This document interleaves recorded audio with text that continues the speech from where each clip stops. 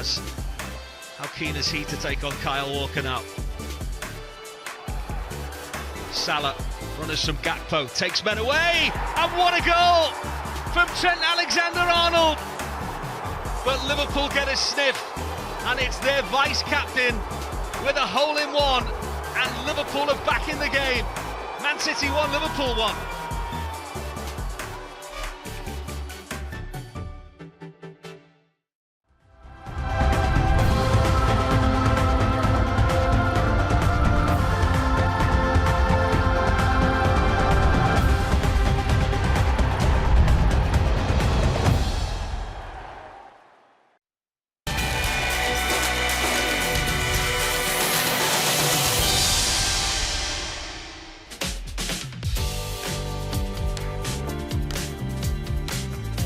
One match down, one more to go today. Earlier, the Reds hit 4 past Sevilla. Diogo Jota with the pick of a very attractive bunch. Next up, more Spanish opposition under the late evening sunshine. It is Liverpool versus Las Palmas. All the action gets underway at 5 o'clock UK time. And once again, it is live on LFC TV and LFC TV Go. Welcome along to part 2 of today's double header. Ray Houghton and Tash Dowie are with me for this one. We'll hear from them very shortly. You might already be home from Anfield. You might have been with us all day. But if you are watching us on social media and aren't yet a subscriber, you can find the details of how to sign up to LFC TV or LFC TV Go online at video.liverpoolfc.com. OK, let's confirm the starting lineup for the Reds' final game of this pre-season then. OK, Kevin Keller starts in goal. Back 4 of Conor Bradley, Ibu Kanati, Nat Phillips and Andy Robertson, who returns from injury. It's Wataru Endo, Curtis Jones and Harvey Elliott as the midfielders. Ben Doak, Darwin Nunez and Cody Gakpo with the 3 forwards. On the bench, it's Davis, Scanlon, Gordon, Nallo, Vandenberg, Morton and Blair.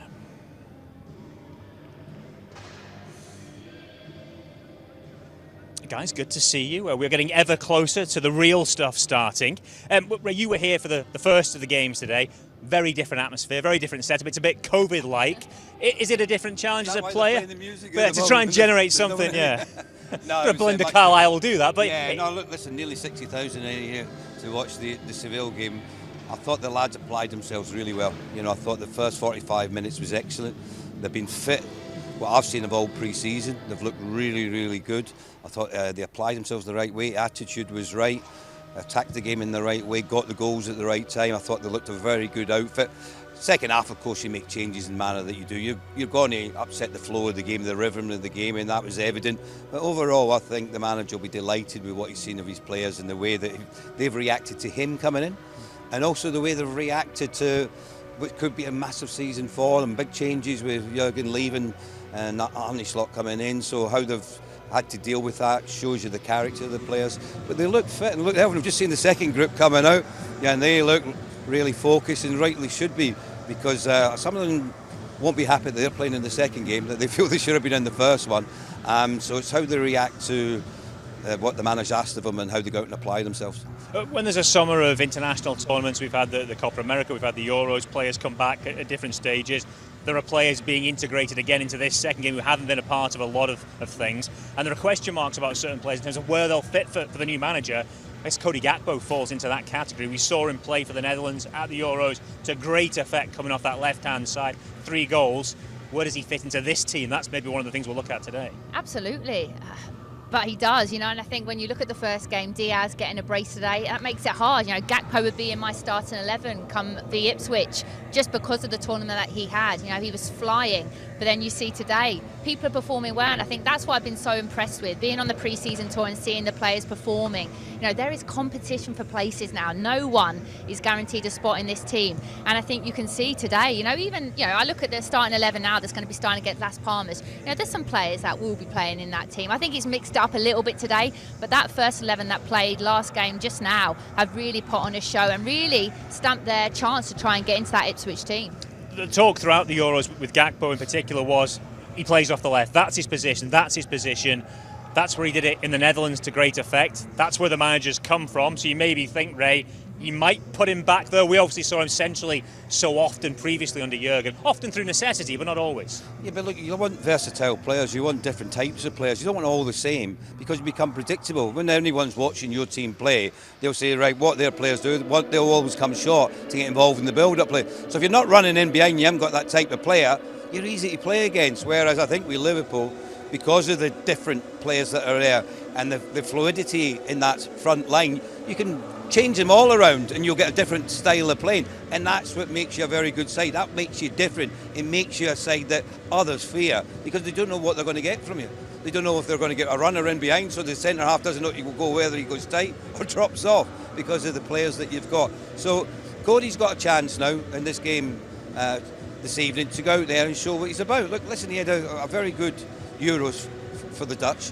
Now he wants to come back and he wants to put down a marker here at Liverpool Football Club. He's already seen Diaz get a couple, so there's a bit of pressure on him now. So it's how he reacts to it. That's what you're always looking as a manager. You're looking at reactions of players and how they take on board adversity or something goes against them. How are you going to make it right? How are you going to improve it? How are you going to improve yourself? And he's going to do it in this 90 minutes. Competition at the top and different types of players, as Ray touched on. If you want someone to run in behind, stretch the opposition, Darwin Nunez offers you a bit of that. He has that direct running power. It'd be interesting to see how he works under the new manager as well. That's the one I'm really fascinated about. Yeah, I think that Nunez, let's be honest, towards the end of last season, maybe probably didn't have his strongest end. Went through a bit of a tough spell. In my opinion, maybe poor body language at times. So I think, he's got to really hit the ground running this season. And with a manager like Arne Slot, who seems really quite strict, regiment, you've got to do your job. There's no two ways about it. So that's why I'm interested to see his language here today, the way he works as a team, because Arne Slot wants to play through the thirds. He likes to, play that intricate combination play. Nunez is more of a player that likes to run in behind. So yes, you've got that threat, and I think it's important to have that threat, and we showed that in the game earlier today. But for me, he's got everything. He could be our target player, the one that can hold it up, the strong play. He's different to Jota.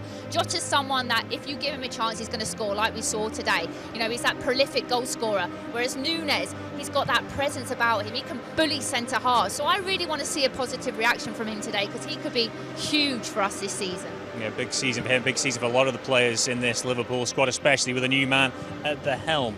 Well, as mentioned, this is game number 2 of the day here at Anfield. Here are the best bits from game 1 as the Reds took on Sevilla in front of fans earlier this afternoon.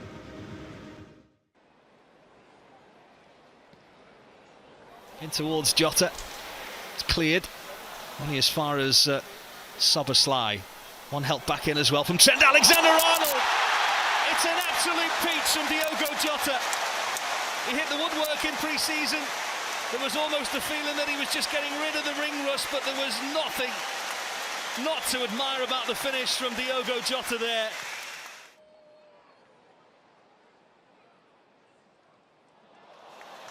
That's a bit of handball in there, but Liverpool allowed to play on through Jota. It's Diaz again causing problems. Diaz's shot, same corner, same result. A wonderful, wonderful Liverpool goal to make it 2. Quality, plethora of quality.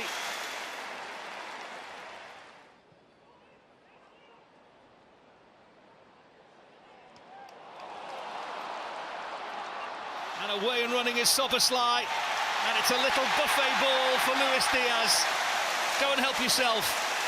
All started from Alisson Becker.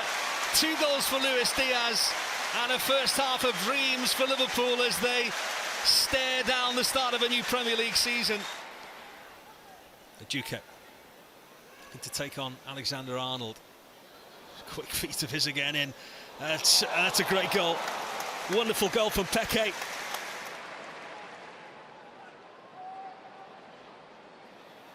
Ione into Simicas, partially cleared. Chance for Ione!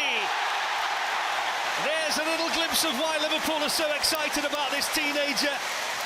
Operated in a whole range of different positions pre-season. Out wide left. He didn't need any second request to try and attempt on goal. We're going to switch focus from this afternoon's football for a moment to let you know the details about next month's 5K run to Anfield, all in aid of charity. Anyone taking part will receive one of these lovely medals, which they can then get a photograph with in front of the Cob. The event takes place on Sunday, the 8th of September. That's during the international break. It starts in Stanley Park and ends here at this famous old stadium. By signing up, you'll help raise crucial funds for the LFC Foundation's health and well-being programmes. You can register now at www.liverpoolfc.com/foundation/run-Anfield. Yeah, so you get one of these if you complete it. Tash, you're doing it? I am. Have you been working on your times? I'm in my training. Yeah, I'm flying. I'm ready. No pressure though, but as an ex-player, people will expect you to be at the front. I'll be the pacemaker from the front. Yeah, you joining me? Yeah, I'll be walking. That's excellent. it a Whatever walking pace, run? you don't have to blitz it. It's all about raising the money. It's a fun run. It's a fun run, that's it.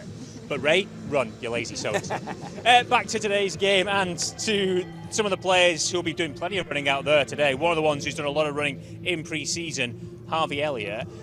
One of the players that's perhaps really shone and had a real opportunity under the new manager. Oh, so good. You know, I'm a massive Harvey Elliott fan. I have been for a long time now, and I think Jurgen openly admitted that he regretted not playing him more than he should have last season.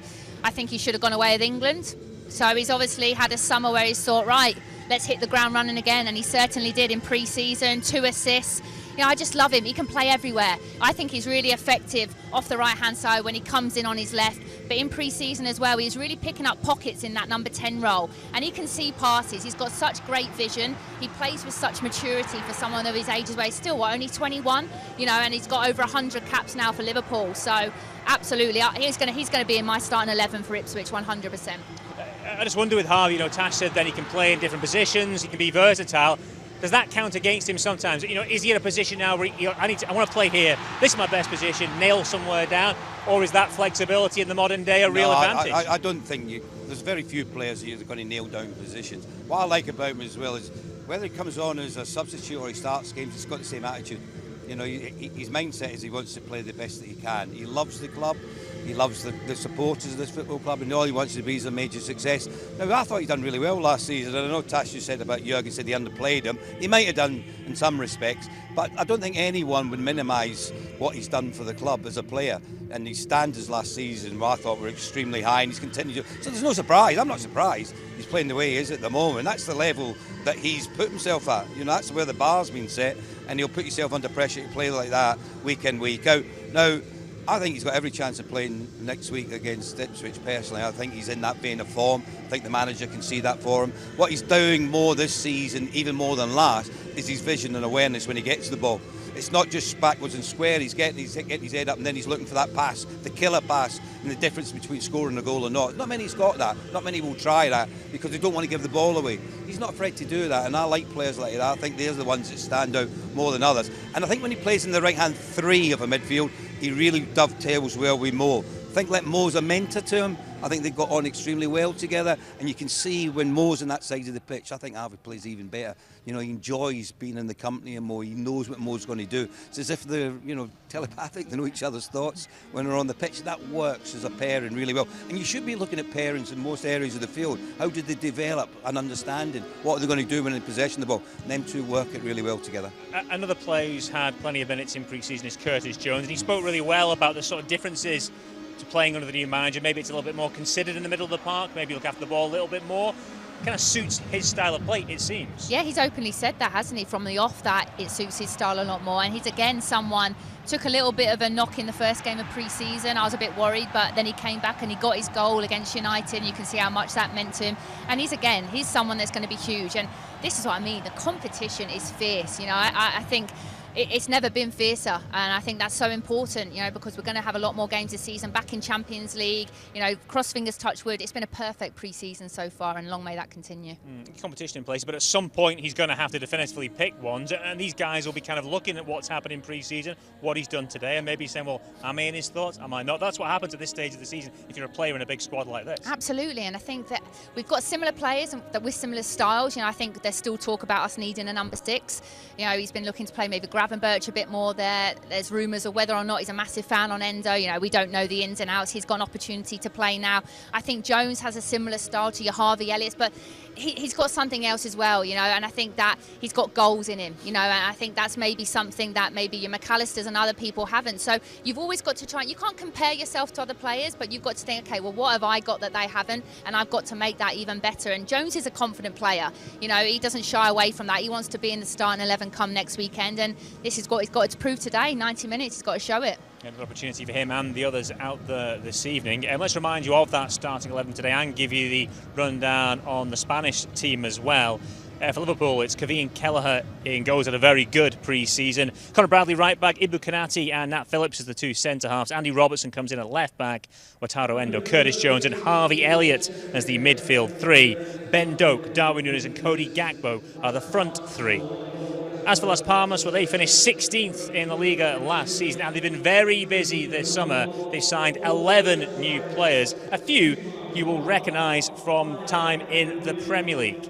It's Jasper Sillenson who starts in goal today, a back four of Marvin Park, Alex Suarez, Mika Mermol and Alex Munoz. Kirian Rodriguez, the skipper in midfield, along with Javi Munoz and Enzo Loyodice. And Alberto Moliero, Jaime Mata and Ollie McBurney are the front three for them.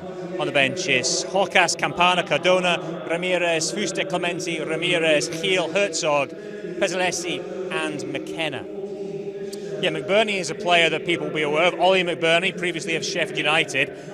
A very un-La Liga type player, I think we can all agree. A very different type of player you would normally get in the Spanish side. Yeah, absolutely. Look, good luck to him. I hope he's a successful career over in Spain. But you know, with Spanish players, technically they're normally very good. Just watched Sevilla a little bit early. I thought they were a little bit behind Liverpool when it came to fitness. Be interesting to see what Las Palmas is like. With Ollie, you know what you're going to get. He's all action. He's 100%. Gives you that attitude and commitment which you require. But you need delivery. If he's going to thrive and he's going to do well at any club, it's all about putting the right balls into the box, and he'll attack. And really good in the air, powerful, aggressive.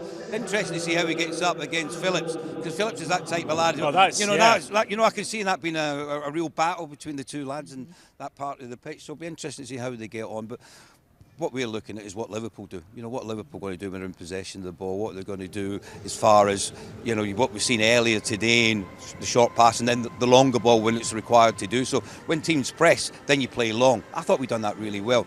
Can we do it again today with the personnel we've got? Every reason why they can, you know, like for like, and that's what you're looking for in a very strong squad, is competition for places all over the pitch. You know, you just said, talking to Natasha about, you know, certain players, can they come in? Can they fit into this part of the team? Well, yeah, they can. Why? Because they're good players. But there's so many of them. The manager's got a really tough time choosing the right balance, playing against the opposition. So when you're looking at your next team, Ipswich, who's the best 11 to play against them? It might not be the next one you play in the next game that you're looking at playing again. Them days have gone. You've got to just like looking at, evaluating the data that you get, looking at the fitness of the players. What are they weak at? Do they come in too tight? Do they leave space in behind? Then you play a runner. Do they not? And leave space in front of you, then you need someone to come short and get involved in the build-up play. It's all changed now, the dynamics of football and how you pick your starting 11. There are, a couple of Scottish internationals in that Las Palmas squad, a couple in the Liverpool side. One is Andy Robertson. I just wonder how realistic it is for him to be pushing to start at Ipswich, given he's only just back in after a layoff post-Euros. It's going to be a real challenge for him, we expect. Yeah, it's going to be touch and go. Yeah, I hope he's fit. I think we really miss him when he's not playing. He's one of our key players. He's obviously captain today. But I think they need to be sensible with him today if they do want him ready for next weekend. Maybe half a game, 60 minutes. There's no point in pushing him. Andy Robertson's someone that he's a fit player, you know, and I think that's probably why he's picked up with these injuries, because he's all or nothing, isn't he? There's no in between with Robbo. It's either 100% plus more, or, you know, then he gets these injuries. But the good thing is Tsimikas has been in good form. You know, got his goal when he was away on pre-season. You know, did good today. You know, didn't put a foot wrong. So that we have that backup, someone that is in good form. But I'm hoping Robbo can get through this game injury-free and be starting against Ipswich. I've just seen Robbo out there training. He had his shin pads on. He's ready. He's ready to go. He's old school. Yeah. I mean, that's what you get there. Like, God, just it doesn't matter how much training I've had. You know what? Put me in and I'll show you what I can do. There's only certain players around like that anymore. A lot of players will got a little niggle, they don't want to go out in case they pull something. Whereas you get the old school players is just get me out there and I'll have a quick whatever, you know, from the physio, masseur will give me a little rub down and I'll be fine, ready to go. Well, but also as well, necessity can get players fit. If you think there's a guy who's going to take your place, you know, you're not a guarantee. You do get yourself ready that little bit sooner. Absolutely, and I think as well on top of that, he's a leader. You know, he's one of the captains, and I think you don't realise just how important that is. And that's no disrespect to Tsimikas, but Robbo offers you that little bit more, you know, on the pitch. You know, he's been there, he's done it. Even today, you know, I just think he offers more going forward with his left foot. I mean, no disrespect to Tsimikas, he played well, but I just think he's that player, a Virgil van Dijk level player, a Trent player. You need him in the starting 11.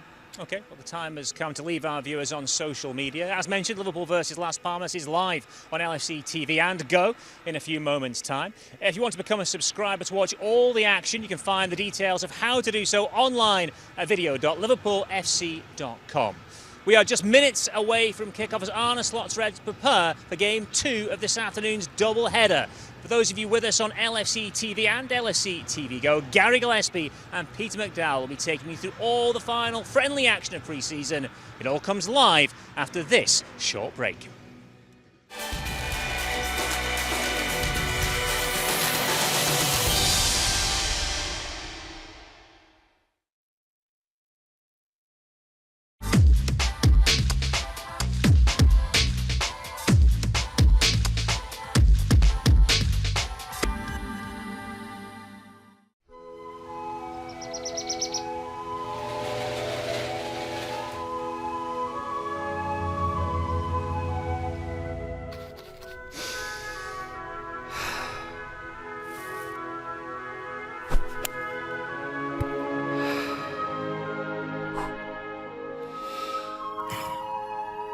Make sure that you use your whole body and you